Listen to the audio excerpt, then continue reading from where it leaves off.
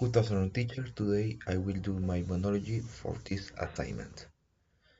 Um, my name is Renzo. I am from Huaraz, but I live in Lima. I am Peruvian, and I am very happy to start this new job and meet all for you.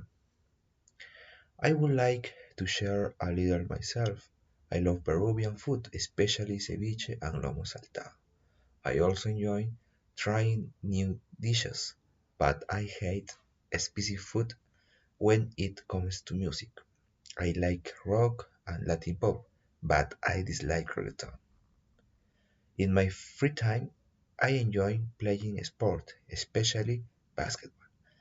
I also love the gym on new place.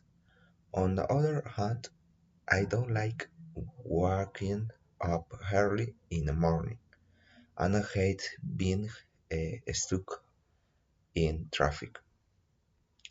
I also enjoy spending time with friends and my family, and I like watching movies, especially action and comedy films.